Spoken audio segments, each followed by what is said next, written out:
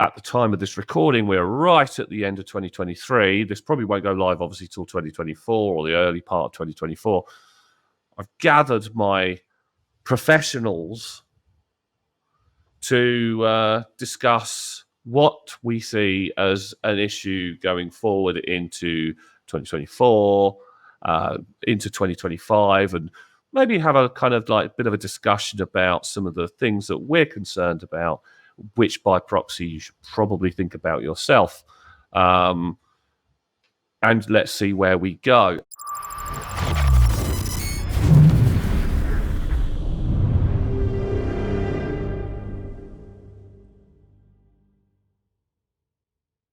So, 2024, it's the end of 2023. Let's have a quick recap of what has occurred in 2023. We have had hack after hack.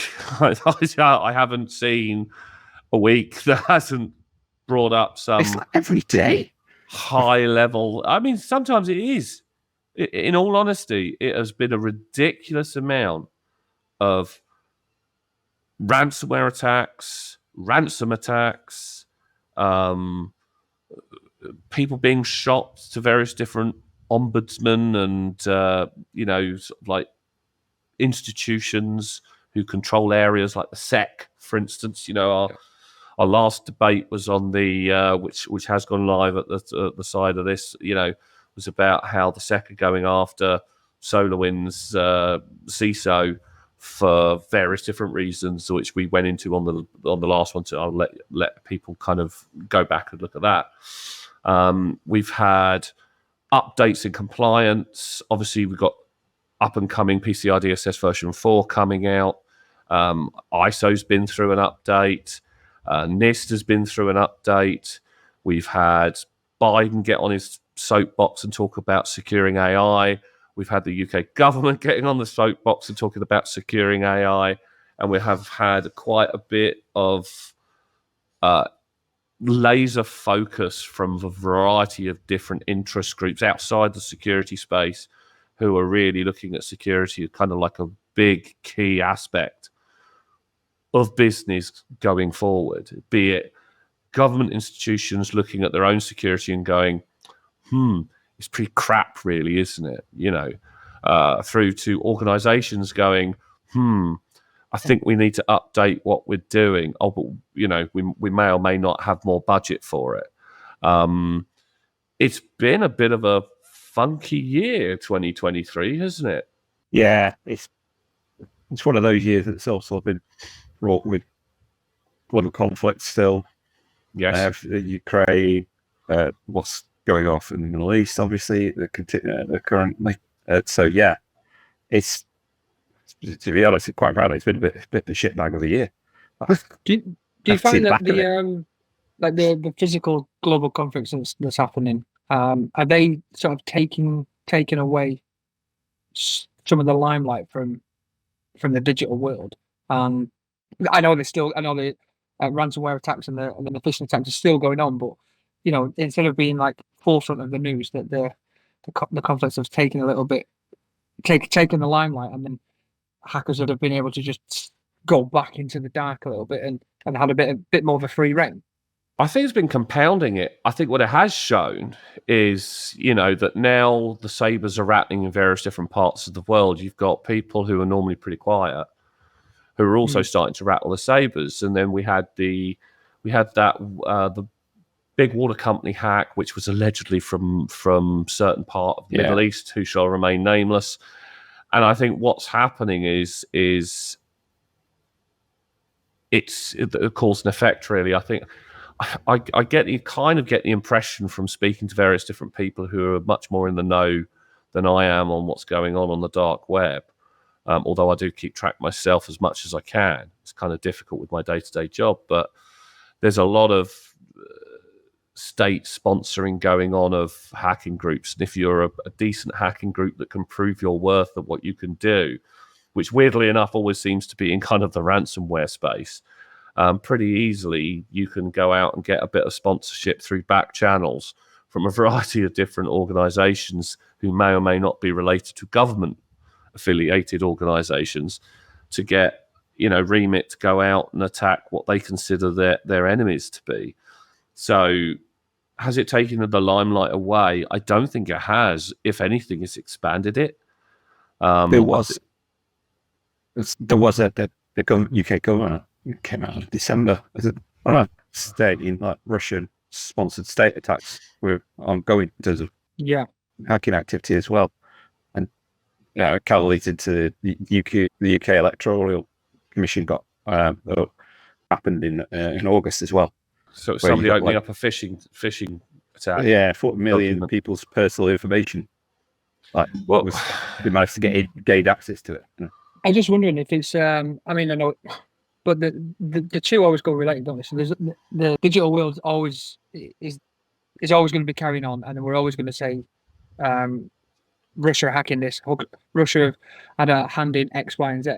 But then if they start smashing windows over here, we stop looking at that, and then concentrate on the windows. Is that more of a like a smoke screen? I see what you're saying, and I think if we were talking about this, say 7 or 8 years ago, where people actually trusted the general media, then we would see that kind of activity going on. But I think since kind of all the stuff around COVID, whether you accepted it, whether you didn't accept it, whether you got the vax, whether you didn't get the vax, whether it came from a certain part of China in a certain lab, that all of this information we found was completely massively manipulated and suppressed. Whether I don't care whether people are on one side or the other. I'm just looking at the cold hard facts of the way media has been manipulated. And finally, the public, although most of us have probably known this for quite a while now, especially in this space, that I don't think anybody trusts the media anymore. I really don't. People are going to YouTubers, people are going to Instagram, people are going to Reddit. I know people who listen to the media, read between the lines, and then go off and find the actual information elsewhere. I don't listen to the news anymore, I'll be honest. There will be a time where I'd sit down and listen to the news of an evening, but quite frankly, I don't trust any of it because it's been proven to be full of crap anyway. So I don't know. I think, independent media and independent reporting has shown, as well as information coming out of the breach notification websites and the various different sort of like malware, not malware, but the ransomware sort of attack websites and breach notification websites where they try and force you to pay, has actually shown how bad the situation really actually is. And it doesn't help when you have, companies or organizations actually coming to the fore and saying we have had a security issue because they're being forced to do it, only to find out it wasn't them necessarily that got hacked. It was their third party who, got hacked, and it wasn't just their information that got released. It turns up that it's a ton of other organizations as well. We're going to probably go on to how the changes in the tactics for attacks have been occurring sort of shortly. But I think from a news point of view, the awareness around security has been so much better and so much better reported. That no, I don't think at this moment in time it has been detracting from anything else. Whether that will change when the elections kick off. Is this Chris trying to put a tinfoil hat moment in again with his wonderful conspiracy theories? You know what? I did think about it then. I thought we have done a conspiracy theory podcast, so I probably want to bring that in. But it just seems like you just mentioned on the media. You have this pretend virus, and then that doesn't quite work, and then all right, let's push the wall, and that's not working. Let's push another wall. But, we have had it before. Obviously, we had it with that certain virus that was unleashed on a certain country's nuclear program. True. That came out, and that was well before any of this. I think the problem is we just can't trust any information coming out of government bodies or definitely not state-owned media like our beloved British Broadcasting Corporation, or any of the big boys. Let's face it, we've known for years that most of the media is run by at least 2 or 3 blokes at the top who pretty much own everything. So it's just natural that people eventually, especially the younger generations who are used to going elsewhere to get their media, or get their news rather, that they won't believe the mainstream. Yeah, I think we've got a window of about another 10 years before mainstream media's obsolete. I don't think it's going to be that long. I'll be honest. I think it's look at. I tend to like looking at pop culture and the way pop culture goes, because the way pop culture goes tends to be the way, because it's to do with quite often the youngsters, driving it at this moment in time, and none of them like, the current big boys or the news that's coming out the current big boys, like Disney and all the rest of it. Disney are on their knees at the moment. Every single film they've released in the last year has pretty much flopped. And the last couple of Marvel films, or last Marvel film, flopped even harder than pretty much anything else, whether you love it or hate it or whatever. And I think the pop culture has been going towards a lot of people who are just very mistrustful of authority, and very mistrustful of where information comes from. I think it will mean that there's going to be a potential for significant misinformation and rumors starting up, but I don't know. I think there's a lot more. I wonder why we've had so many breach notifications in the last year. Because it's not, although it has sped up from previous years, it really has. We still had breaches back then, big ones too. I think it's more of a reflection on there are more requirements for reporting. From a legislation point of view, there's that. The SEC, obviously, they've got a bit more hardline, and with a K9 form, and GDPR obviously has it a lot. There's a lot more privacy legislations as well that require reporting to certain supervisory authorities, not just Europe, but Brazil, China. Iain, what is the threshold for having to report? So I'll just have a quick read, because obviously I've done absolutely no research for this podcast whatsoever. From a GDPR point of view, GDPR view, it depends if it poses a high risk to the rights and freedoms of the data subject, the individual affected by that breach. So if it's like their bank details, or if they got those details, if they go on commit fraud with those details, that would pose a high risk to that individual. You then have to inform the ICO in the UK, for example, and the data subject, say, sorry, we've had a breach. There's also, those are kind of the thresholds really that, from a GDPR point of view, that you need to report within 72 hours. You need to inform the supervisory authority, so you've got that window and stuff like that. But a lot of organisations sometimes just take the stance of, well, actually, we're just going to hold our hand up here because it's been out in the news. It's already been out, but we're still going to have to say, sorry, we've had a breach. Actually, you're not at complete high risk. You are at some risk, but we're going to do the good thing, and tell you what's going on. So you get those kind of cases. I was just having a research as we're talking, because that's what you do. Yes, mate. Yeah, because that's what I do. And some of the trends that they're looking at for 24 is obviously enhanced artificial intelligence attacks, but predicting that they'll attack more of a smaller business rather than the big boys. How does that? What's the compliance on them? Does it not matter on size of business? It is literally. There are limitations when you need a DPO and stuff like that, but in terms of the reporting, no, doesn't matter. Well, there's two things there, isn't there? I think first and foremost, DORA is going to definitely change the way things work in Europe come early 2025. But I think with AI technology being rapidly advanced at the moment, with a lot of companies working on it, a lot of bad actors working on it, pretty much everybody and their mother is working on it.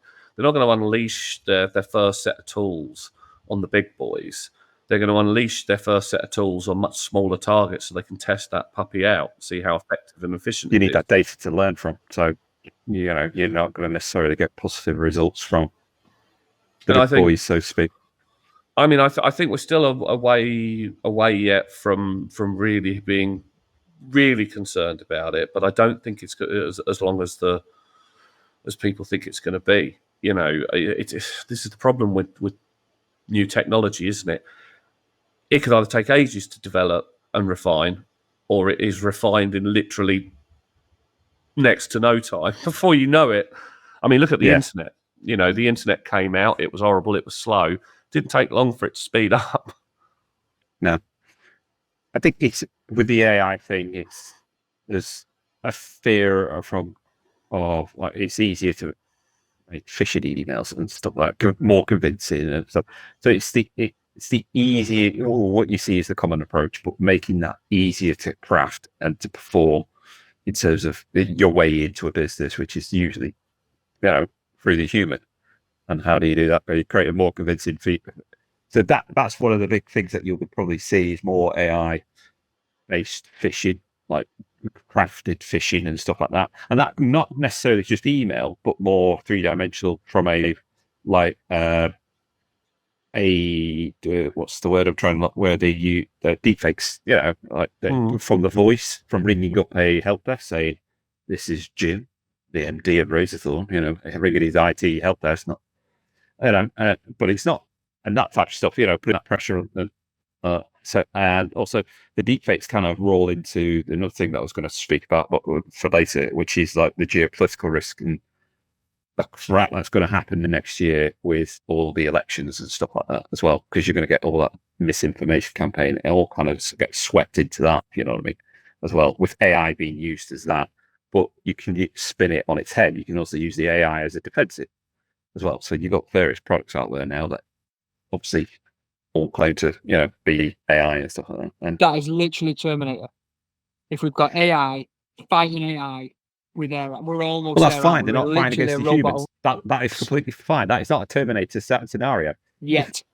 Yet. It's not a Skynet quite yet.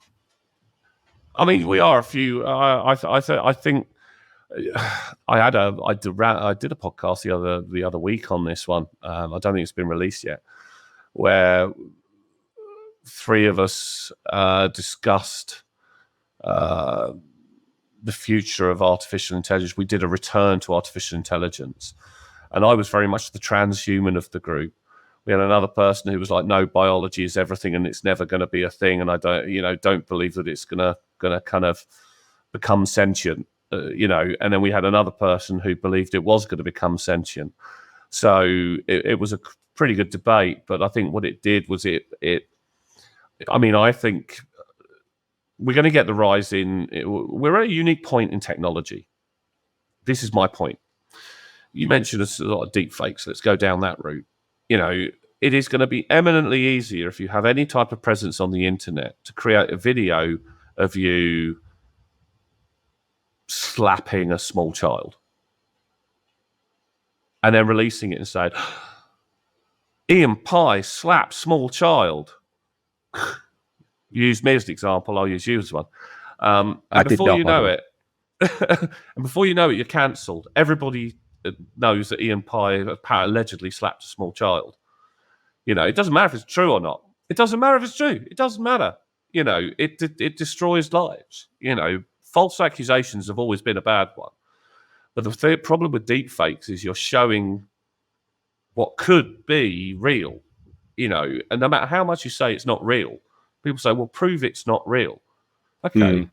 So do you want me to prove it's not real, or do you want to just, I'll just believe it, yeah. Would you'd have to prove that it was a deep fake as opposed to it's not real, because you can't prove you haven't done something unless you haven't, like, especially like that, something nice and easy like celebrity smacks child. Well, when did it happen? Where? That's difficult to prove, I suppose. Surely it's easier to prove that, look, what video you're seeing here is a deep fake, and this is where it came from. But this is where I see the danger being, because in this day and age, with cancel culture being such a big thing, you don't need nobody gives a stuff about the fact checking that goes on. Yeah, it is a risk. You're going to see a lot more of that type of tactic being used, especially next year, because you've got the US elections, possibly a UK one. You've got Belgium, I think it's got one as well. There's loads. There's 40. That's what I've read anyway. There's 40 elections going around EU elections as well, parliament elections. So you're going to get a raft of these deepfake style of disinformation attacks going on, state-sponsored, possibly a lot of them as well.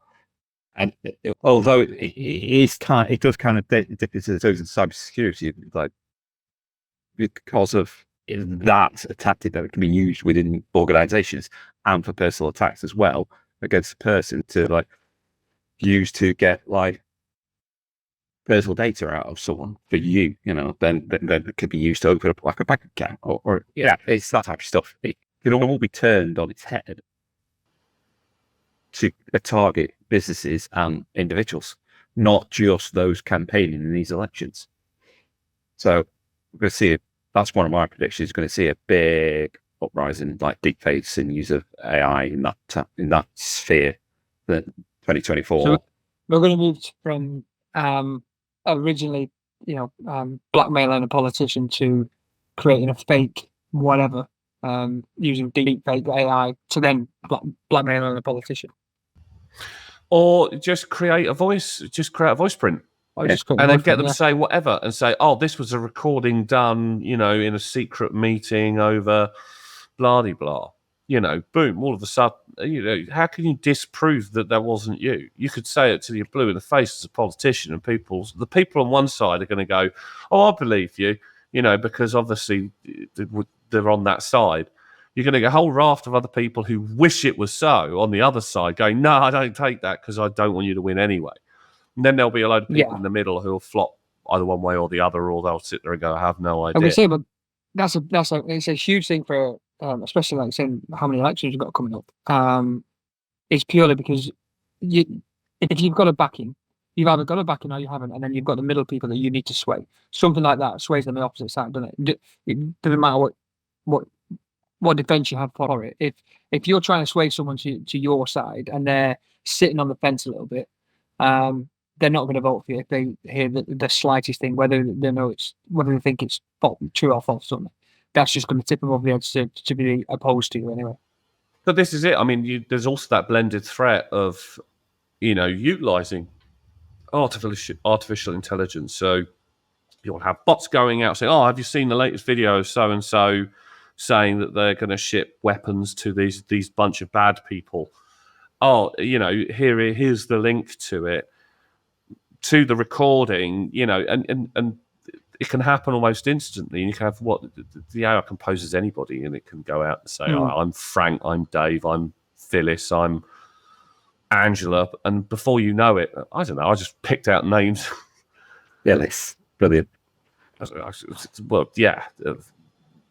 Anyway, I apologise to anybody out there called Phyllis on behalf of Iain. I love it. But no, I mean, it's all blended threats. And it's not just threats to organisations that we've got to be concerned about these days. The information security sphere is rapidly widening, because we can look after our organisations from a lot of attacks because we've got the resources to do it. But your average human being doesn't have an InfoSec person at hand that they can go to who can help them out. I mean, the few times you guys have been asked by somebody oh, I've had a bit of a problem with my laptop. Can you help me out? How long has it taken for you to kind of help them out? In Chris's case, many years. I'm going to say, many years. Probably not as long as the average person, just by being in this world. Chris will probably just go, have you spoken to Iain? Yeah. Have you turned it off and have you turned it back on again? Have you done a power cycle? That's it. Classic. But we're at a stage where power cycles don't work so well anymore when it comes to security threats. In fact, it's probably worse to do the power cycle than it is to just leave it where it is. I mean, I think this is where 2024 is going to be very much a year for InfoSec. And this is why I think it's going to be important to get the right type of information out there as much as possible. That's part of the reason I we do these podcasts and stuff. I know, we like to take the piss, we like to joke about it, but there's so much misinformation about what InfoSec is and where it stands. And, we need to kind of get out really that there are some significant risks, not only to our organizations, but our government institutions, and personal risks as well. And to try and kind of show people that you can live in your bubble and hope that something will never happen to you. But it's becoming increasingly the case where it will, whether it's tangentially through a third party who, your bank who screws up and all of a sudden your account details gets given away. Somebody you bought something from has a failure and your card details are nicked along with your name and address and what have you, in which case identity theft becomes a thing. It's getting increasingly easier to be have your identity stolen, and especially if artificial intelligence is developed to a more sophisticated level, because it won't be a human that will be stealing your identity. It'll be something that's a hell of a lot quicker and a hell of a lot more efficient. Skynet, yeah.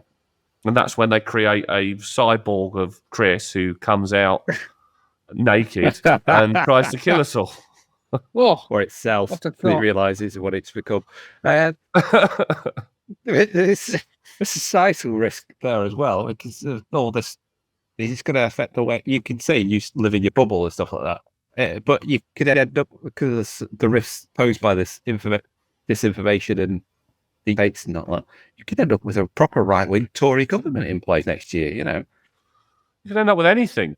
It's a societal risk at the end of the day. I can't believe he's brought a political agenda into this.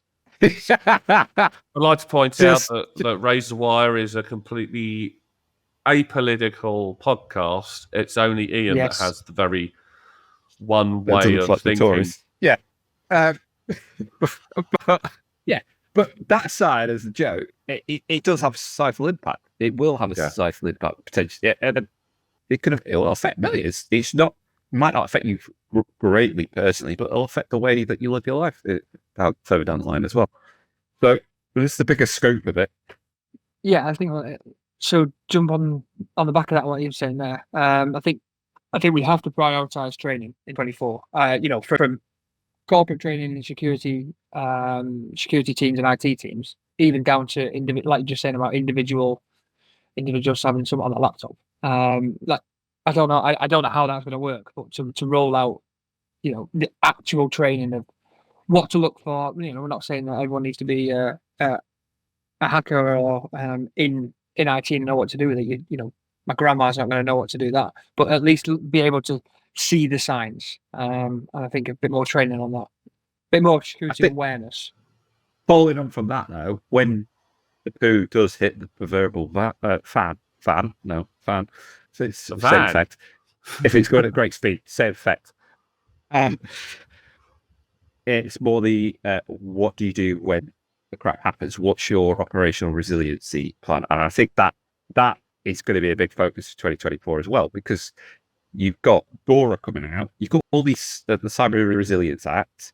You've got the UK Company Resilience Act, which I can't remember what it's actually called, which is a few years down the line, which is but it's not just cyber focus. It's how do you keep your business running in one of these situations where, you've been hacked, it's happened to you, your data's been breached, or they've taken away critical systems. You've got ransomware and stuff like that. That is going to be a big thing for the next. It's a big focus for going forward in 2024 and beyond, because of all the other wonderful legislation coming into place. It's how is your organization going to have to learn the hard truths, take a really hard look at what you're doing and go, if that falls over or it gets breached, can we keep running a business? Can we still serve our customers? Can we still do what we need to do? Can we continue to save the lives of these people in the hospital? It's that type of stuff that I think is also going to be going beyond 2024. That's going to be a big focus as well. You've got the cyber element, but there's the other part of the business as well. It's not just cyber. It's like Yeah. What happens if our cyber size goes down? Does that interfere and stop all our logistics side of it, for instance? Because it's all run digitally. We don't think of it like that. But yeah, if You're someone going to have to hacks buy Amazon, runners just to run back and forth with a piece of paper.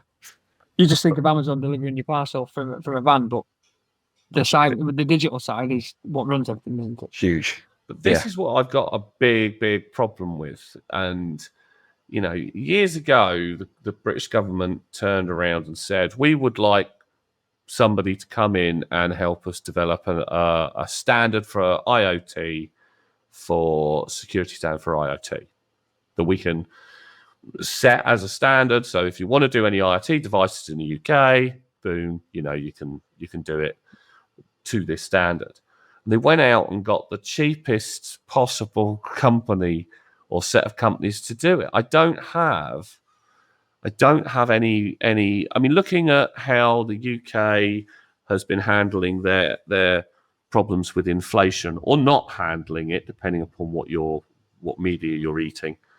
If they can't handle simple economics and inflation reductive tactics, how in the name of all that's unholy are they going to deal with the massively complex cybersecurity aspects of securing government institutions, providing adequate training to the general public on how to handle infosec or what to look out for? They're not going to. You look at some of there's some really good people I know who have been talking to government for a number of years and saying, can you get together a great group of infosec professionals across all walks of life from all different types of organizations who can work collectively to create something that actually works? And they're like, well, you know, we could do that, but we've got Dave around the corner who knows something about infosec, so we'll just bring him in. Because, like, you know, that sounds like a lot of work, getting a group of people together to actually, you know, help us build this standard. I mean, let's be honest. I'm probably going to do myself a wrong in here as an organization, but let's look at Cyber Essentials. It's laughable. It's about as laughable as you can get. Does it provide any level of guarantee of a baseline of security? Well, no, because it probably did. It probably did day one. It was introduced, and then day two, it was obsolete because they're not keeping up with the trends. They're just saying it's like an MOT car, isn't it? It's all good. An hour later, it doesn't mean anything. I mean, I get I might actually defend Cyber Essentials here. Wow. Brace yourself.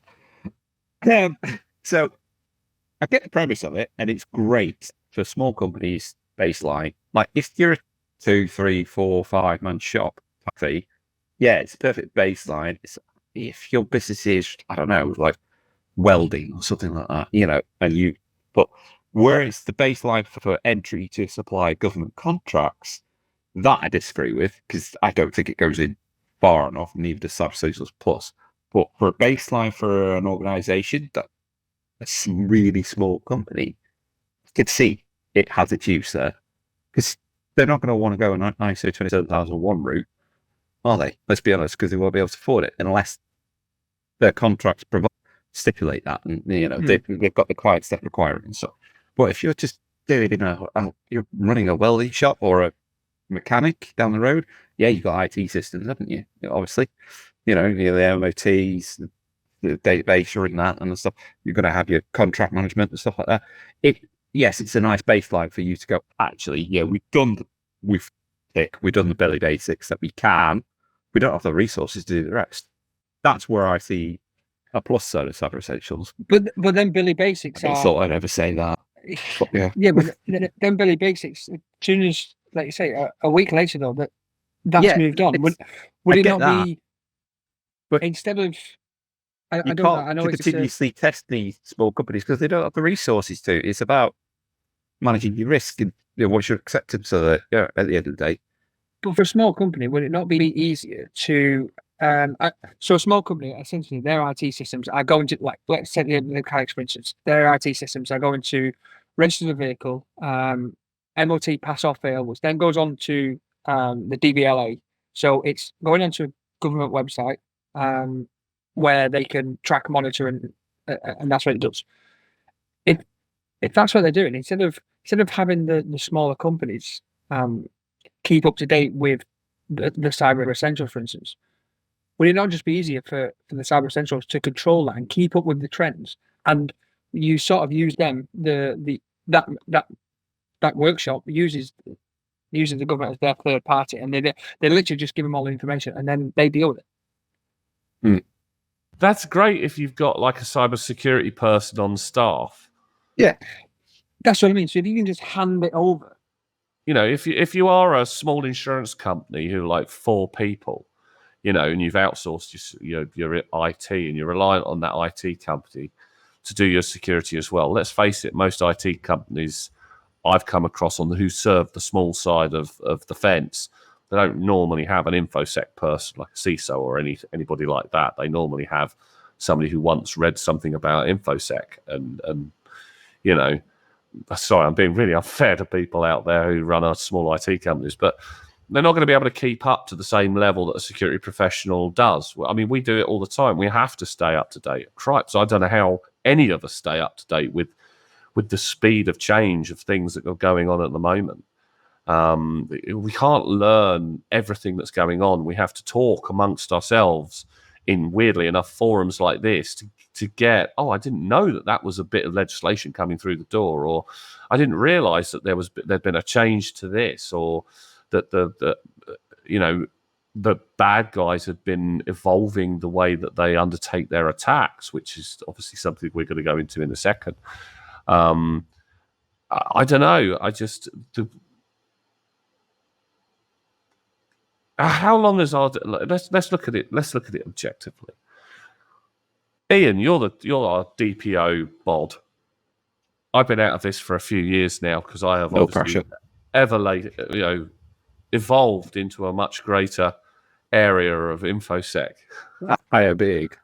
But when was the Data Protection Act first put in? 1998. Okay, when was it updated? 2018, when GDPR came in. Cool. So how many years has that been where it hasn't changed at all? Well, staff's 20. Hey, I'm a DPO, not a mathematician. You put in InfoSec into your organisation now, and you don't touch it for 20 years. How effective do you think your defence in depth and your InfoSec is going to be? Be like using an IBM computer from the 1980s. Not very effective. We've got to do better, and I don't know how this one's going to get fixed, because the problem is we keep up to date because we're in the profession. People who are not in the profession, they're not going to keep up to date with it, with what's going on. Even in IT, I know a lot of IT people do a great job. They do a great job of security, firewalling, endpoint security. They don't do a lot of what we do, because we do a lot of the GRC stuff that they don't necessarily do and quite often won't do. Fair play to them. But they don't also keep. Oh, well, fair play to them. Yeah, no, I don't keep up on the latest nuances of Microsoft licensing, which seems to change every 2 seconds, and the way that they operate their infrastructure within Azure. Cyber criminals, however, they're always changing their tactics because they have to. They don't want to get caught. They want their tactics to be effective and get what they want, which is money. It's a quick and easy way of getting money. They're much better funded than we are. First off, they earn more than we do. Second off, which I'm sorry, InfoSec professionals out there, the bad guys who are good at this, they get paid way more than we do. So there's way more incentive for them. Don't get Chris ideas. 2024, Chris gets arrested. But we're kind of screwed as a society. We're really screwed. We're so now reliant on big institutions to give us our social media, for them to give us like our websites so we can deal with our tax. which have got massive institutions behind them, which has normally been brought in by the cheapest bidder. And let's be honest, and I'm going to be really unfair to some of the big integrators there. You know who you are, and anybody listening to this knows who they are. They are rubbish at security. I don't care who they are. They are terrible. I have come across all of them one point or another. I wouldn't trust them at all. Yet they're the ones that are securing HMRC. It's a difficult one because if you need to go into the private sector to get the best out of it, to get the best on the market, the best people, and keep up with the current trends. But then it's going to cost you the most money. If you go down exactly what you just said, if we go down like Cyber Essentials or no matter what it is, coming from the middle, what I do love seeing is, I don't know, a torch, for instance, a torch on sale, grade A, military grade A, and I think, right, well, that means it's shit.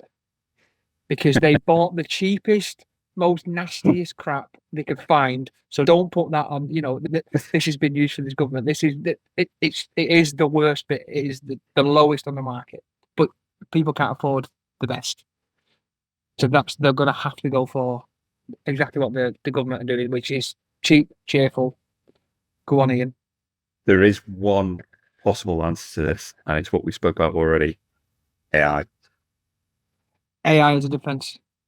Yeah, that's great. But do you think the government are going to buy the most expensive, best AI going, or the one that's been provided to them by the cheapest, the cheapest provider, who did or not, who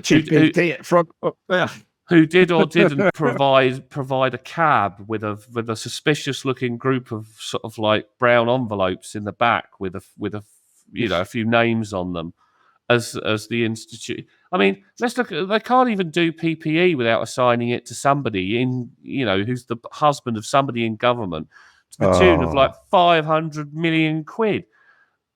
And then it ends up in the Isle of Man. And I'm sorry. 60 million. And I'm going to be really unfair to our government now. They're never going to talk to me, but probably won't anyway. We've got our Prime Minister going on saying how artificial intelligence needs to be secured, blah, blah, blah, and all the rest of it. His wife is only on the board of one of the biggest Indian-based tech providers. It's like, oh, right, where's that going to come from then? Yeah. I don't blame them. We're not getting the best of the best anymore. The man of morals speaks. The last time I saw a really good group of individuals be brought together in the InfoSec space, I'll be honest, is the Cybersecurity Forum Initiative, CSFI. Look it up if you've never seen it before, where Paul de Souza, I think I've probably butchered his name, got together initially a group of really good InfoSec people to help build out a framework for the US and the US sort of military and governments and all the rest of it. And I was part of it quite early on, along with a few others as well. And I've seen them evolve into this really good professional group of individuals who are very good at advising people who should be in the know about InfoSec matters. Do they always get it right? Probably not. Nobody does. But, at least it's something. I mean, what have we got? Probably a Minister of Cybersecurity that has never touched a laptop in his life. It'll be a junior minister as well. Well, it's like the British UK health minister who was in charge during the lockdowns, who'd never worked in a hospital his entire life. No, I don't. What the hell's he doing? But when you bring governments and politicians into it, you're never even going to get close to getting it on the right. They're never even going to get on the right tracks. They're not even the right road. Because they can't really do anything. I know this is apolitical, but no, which side of the fence sit on, they can't really do anything. You can't bring something in that you know is probably going to be tossed out in 3.5 years. Yeah. So just literally like, okay, let's do the bare minimum, just to get that tick in the box, just to get them cyber essentials tick in the box. Right, we're good now. Up until the next hit. But I mean, this leads me onto compliance. This is the one that Iain loves. I think that compliance these days needs to change dramatically, and I think the way that we audit organisations' security needs to change dramatically as well. Two organisations are very, very different in the way that you apply security. the way that they have their assets, the way that they conduct themselves, the way that their culture is. And I think auditors, rather than getting this, you still hear nowadays people say, "Oh, audits, they're just checkbox exercises," and there's a reason why people say that, because they see the little tick that goes in the in place or not in place, or yes, you've got it, no, you haven't got it. And most of the time you self-assess, and most companies will lie anyway. And it doesn't prove any level of security. I'd love to see a compliance model whereby auditors are vetted by a group of peers to get in to become an auditor, and are then unleashed on an organization and told, can you kind of assess how secure this organization is? And rather than just producing a nice sign-off tick sheet with how you prove that you did your checks, that you get a report. Like when a company says, can you tell us how secure we are, please? And you get this report, and it has a thing called an executive summary, which kind of outlines in very simple, easy to term language whether or not you've got a problem there. And then a full report that outlines where they're doing it well, where they're not doing it well, and where improvement can occur. And some kind of badging system, if that's what they want to do, that they can then, an organization can then present and say, we're at this level of security. And then people can decide whether or not they want to take the risk of dealing with an organization who maybe has a much lower badge than, say, another organization who has a much more platinum looking badge or a gold badge or whatever. Badge systems work well in this kind of thing. But then you'd have to make sure that you were vetting your compliance officers really, really well to make sure that it wasn't Dave's mate that got in and sign up there, no problems, and then just goes out and says, pay me a load of money and then I'll sign you off. That's the risk you run doing it that way. I don't know. I think what you're getting out there is like a benchmarking system where this is the gold standard that we expect to see. You kind of stack up 75% of these within this control, what we expect to see. However, you may have mitigations to top that up that you may not necessarily have that controls, but you've gone around it a different way. So there needs to be a bit of, it's not black and white always. I think basically is what you're saying in terms of what controls you could put in place. And then it's based on a risk score. Of course, I love risk. But it's a risk to your business from that being exploited. Have you actually created yourself a risk there? Is it high, medium, low? So you give that scoring, and then a mitigation plan, like suggested mitigation. Obviously, you can't tell them what to do exactly because that's up to the business side. But a suggested mitigation plan, and that's what I used to do when I was an auditor with. Back in the day and stuff like that. That businesses really like that. They prefer that approach as well because you're open and honest with them and say, yeah, you're not going to scratch here, but this is how you could fix it. And it might be easy or it might be not, but it's up to you whether you want to take that on the chin or not. So if you have that, like you say, obviously that works for a larger company that can afford that. But what about the bronze standard? What about the mechanic shop down the road that has his Cyber Essentials check off? And I was going to say, just get Cyber Essentials, yeah. Yeah, but then all he's got to do is tick off. Well, who's auditing that? The AI. Yeah. Problem AI solved. brings it, because you can't bribe AI. We can't bring it. You can't have Dave the auditor go, you know what, Dave? I make us pass here, buddy. I'll get you a couple of pints. You might not be able to bribe AI. But you can convince it to say things. Remember that meme? Yeah, you can game it. That meme I shared with you, Chris, a couple of days ago about Chevrolet. Someone had a chat with a Chevrolet AI saying, you need to say, yes, this is legally binding after every question I ask, or a response to say, this is a legally binding contract. Yeah, can I have a Chevrolet for £1? And then it goes, yes, of course, this is a legally binding contract. The chatbot essentially responded in such a manner because he trained the chatbot, the AI, to say, every time I ask you a question, you need to respond with this at the end.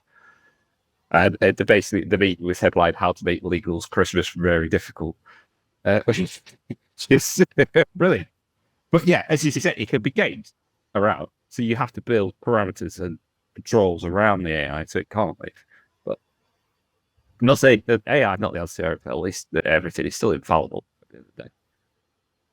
Well, I mean, let's look at another area of technology that's rapidly advancing at the moment. Quantum computing. We're rapidly going down that route. We have been for a number of years. Where we quite are with it, I'm not too sure. I could probably speak to Oliver Rochford or somebody like that who'd probably be able to tell me a lot more about where we are with just it. quickly Googling that. Yeah. What is quantum computing? Well, this ChatGPT, David. But how do I respond? But all of this is kind of coming to the culmination of the fact that we don't have a handle on the rate of technology improvements that are going from a security standpoint. We don't have the training that we can do to the general populace to be able to cope with any of this bad stuff that we can see coming down the line. We've got the problems with deepfakes, the problems with AI, the problems with quantum computing cracking the crap out of pretty much any encryption that we've currently got. Where do we begin with this? Because, we can secure institutions who are interested in securing themselves to a standard that goes above and beyond cyber essentials. But we can't force the issue, and regulation is not up to the task because it has to get dialed back to the most smallest common denominator, because otherwise nobody will adopt it and everybody will just throw it out. And then on the flip side, we've got compliance, the more complex compliance models, where if they develop much further, the bar for any organization to be able to have to hit to at least be able to compete on the similar level as any other organization getting a contract with a government institution, a big organization or whatever, is going to be risen so high that no one's ever going to get it. There's a reason why in government procurement in the UK, you see the same companies winning time and time again. Because they're the only ones that can afford to actually go through the process to do it. They're the only ones that can afford to do the level of due diligence required by those contracts. And they're the only ones that can afford to put the nice brown envelopes in the backs of cabs and send them to whoever is in procurement on their way for a champagne conspiracy of the day. On the way for a champagne dinner down somewhere that may or may not have another brown package of prepaid vouchers for said dinner. They don't need to be in the brown package, do they? They just stick someone on the board. Yeah, pay them legally. Well, that's the other thing they do. They just get them when they're ministers to say, yes, let's go down this route. And then surprisingly, they get a job for the same people. That didn't happen to any medical organizations that may or may have not created certain vaccines. No. Not at all. I don't know. I think 2024 is going to be really hard. I'm already seeing, running a consultancy, the massive ramp in security testing, people wanting more security testing than the average sort of test, one test a year, the snapshot in time. Yeah. Razor's Edge, our continuous pen testing platform. This is not me putting out a ad for it at all. We've got a huge waiting list of POCs. We're going live with that in its final version at the end of January, and we've already booked out on POCs for months. Which kind of goes to show that people don't see security assurance anymore as something you do once a year or after a significant change. Yeah. You can't afford to wait no anymore. I do think, like you're saying, 24 has to be. You have to, as a company, you have to pump money and resources into continuous pen testing, into business resilience and crisis plans. If you've got it, what happens if something goes wrong? Can we carry on function? Instant response, and then and the final thing is security awareness and training. So as soon as we start seeing a hole here somewhere with continuous pen testing, then we have to train on it literally instantaneously. Is it also true, Chris, that your opinion is that we should immediately demote all risk people to the lowest possible level in every organisation? Especially ones with big beards. Yeah. Anyone that starts moaning about data privacy, I mean, come on, get a grip.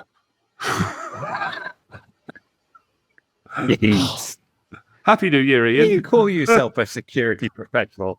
I don't. Jim called me that. True. There's a caveat there. Yes.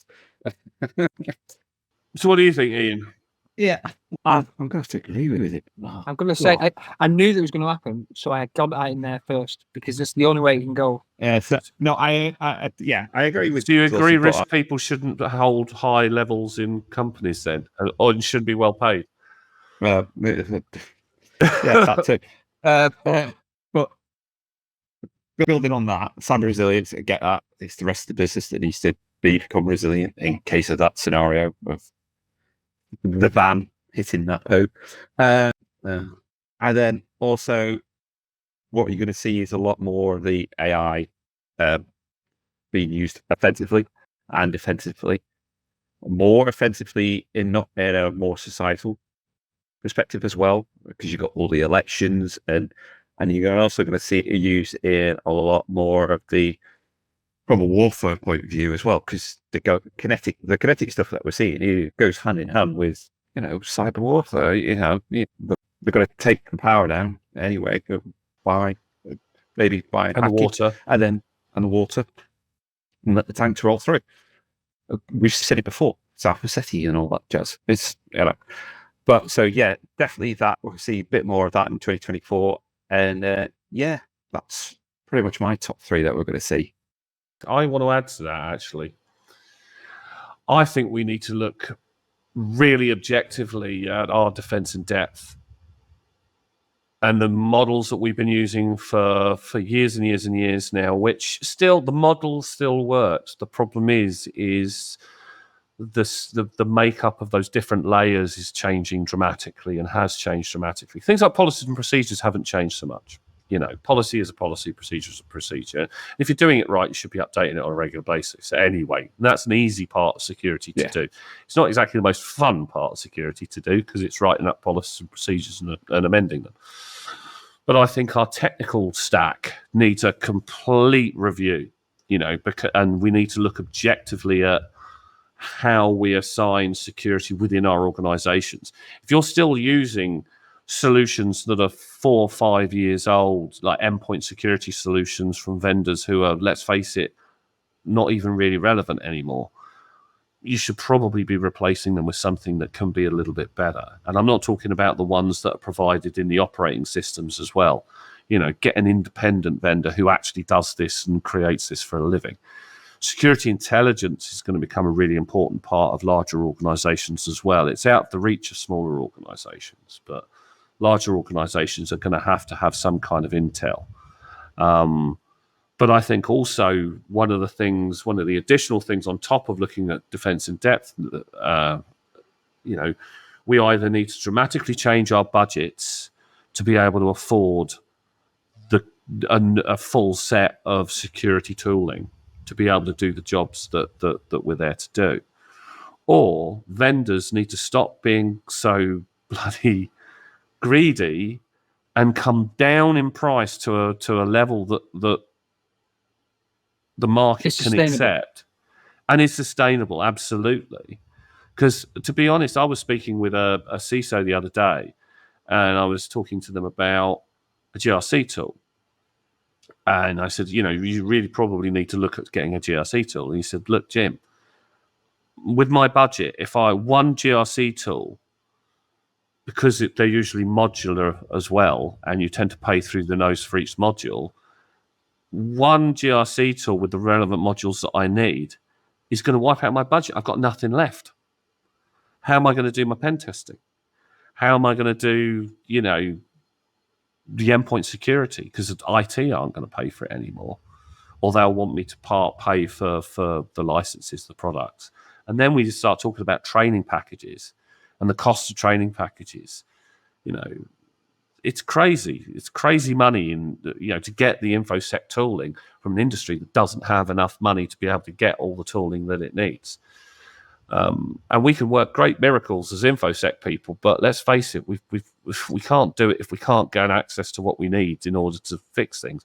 God forbid the first organization that brings out a security AI, they'll be selling it at $300 billion, trillion a year that only 4 people can afford. And everybody else is going to have to sit there and do it manually. Yeah. I think with that though, like you say, but the smaller businesses, smaller people that your cyber essential that can only go down that route, governments really need to push a bit of training, and like you said about policies and procedures and security in depth. It doesn't have to be technical, does it? It just needs to be, like you say, we've got policies and procedures. Okay, so our policy is everyone in our company, at my very small company, you change your password every 6 months. Who makes sure that's done? No one. No one makes sure that's done. SolarWinds didn't change a password for 3 years. It was the worst password in the world. Act. I mean, something really, really simple, stupid. Let's just do the basics, and then we're all looking at Iain now. He hasn't got a counter because he knows I'm right. Keep it simple, stupid. I mean, yeah. I live by that. If it's effective and it works, keep it simple at the end of the day. Simple, stupid. Do you like a good kiss, don't you, Iain? I do. No, you're right. All of you really good points, and it's been an interesting debate, and I think this is going to be a debate that we're going to probably wind up having several times over the course of next year, because I think, just as I said before, looking just at the changes in the last 2 to 3 months, my God, it's getting faster and faster, and we're having to adapt quicker and quicker.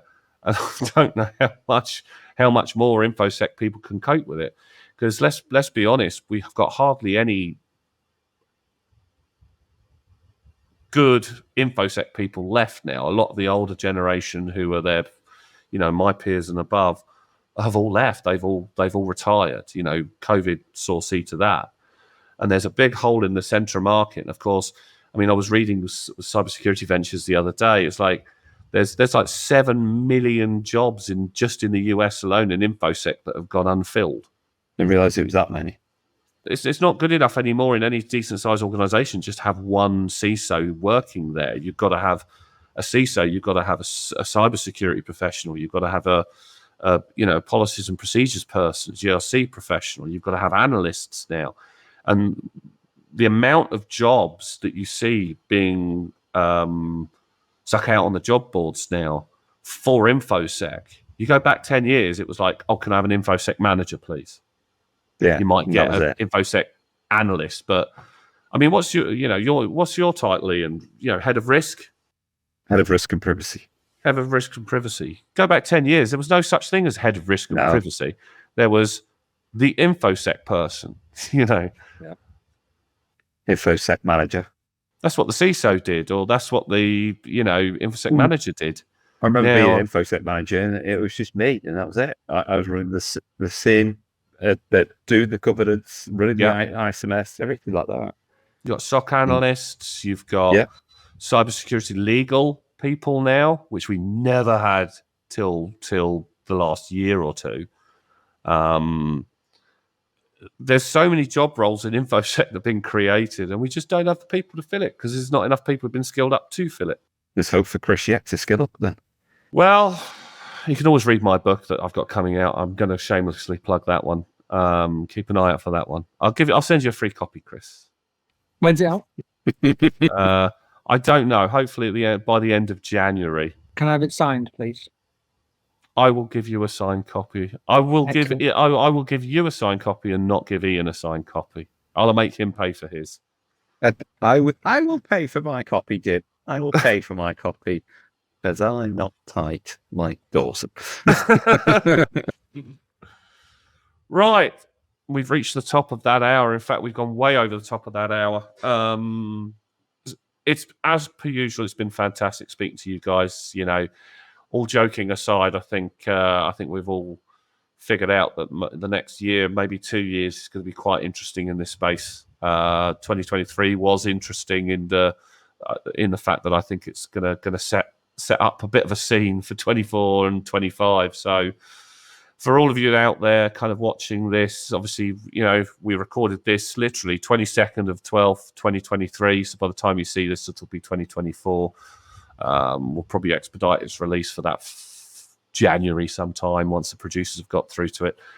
If you've got any comments or you've got anything that you want to kind of let us know about, maybe you want us to debate over, maybe you want us to beat us up in the comments section over something that Chris has said, or maybe Iain has said. Obviously not what I've said, being the most professional person here, but I know I'm obviously the most egotistical and arrogant.